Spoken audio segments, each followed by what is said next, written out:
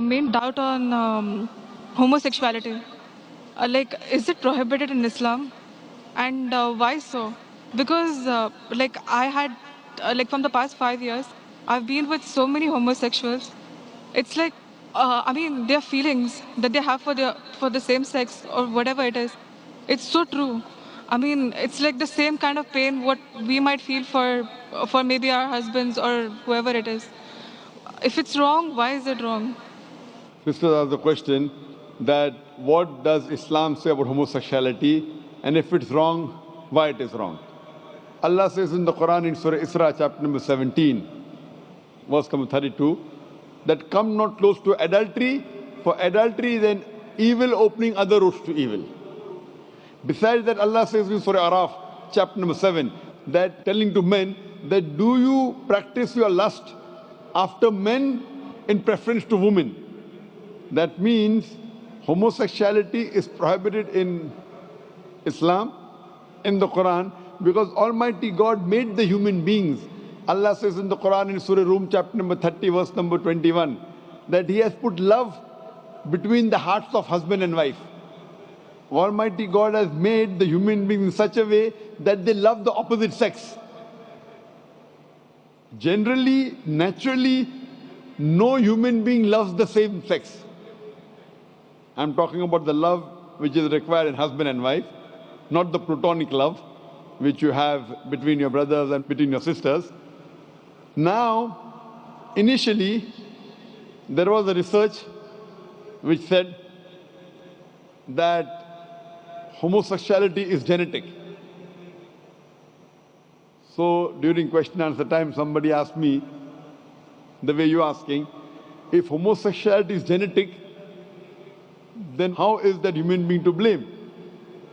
It came from his parents, so why is he to blame? Like you're saying, if someone loves someone else, so why should he be blamed? I said this is a research. This is a hypothesis. It's not a fact. And later on we came to know that this hypothesis was wrong, and the person who propounded this hypothesis, he himself was a homosexual. So homosexuality is not genetic. It comes, today science tells us, how do homosexuals evolve? Because what Almighty God has given permission for a human being, what's permitted. You get married, do nikah, you can have sex with your wife. And Islam says that while having sex with your wife is also worshipping Allah. Because you're preventing the haram, you're not going outside the marital bond to satisfy your urges. That's Islam. Today science tells us, today research tells us that those people who have multiple life partners outside the marriage bond, as compared to those who only have with the spouses, they enjoy their sexual life much better than the others. And what happens today, when you get tired with it, you go to the Western countries, you have mistresses. 5, 10, 20, no problem. You start then doing unnatural things. When you start doing unnatural things, you don't follow the law of the Creator and you try and satisfy your urges in the wrong way. The moment you keep on doing the wrong way, then you keep on going beyond what is natural, and that's how the person becomes homosexual. It is not genetic. Because you go beyond the limits what Almighty God has permitted you, you try other things, you try unnatural things, and finally you land up by saying you no longer enjoy having sex with the opposite sex, so you have sex with the same sex. So sister, because they have broken the law of Almighty God and they do unnatural things, that's how psychologically they become a homosexual. So, but naturally, if you break the law of Almighty God, that's totally wrong. And that's how it lands up a person being homosexual. So they are to blame, and Islam prohibits homosexuality. Even Christianity prohibits homosexuality. Most of the religions are against homosexuals. It's now the Western countries are saying, because in democracy, whatever majority says, you win. Majority wins.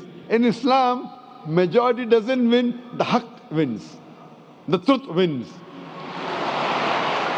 I remember when I'd gone to Canada in 1996, the first time I went to give a lecture, in the front page I saw a man kissing a man.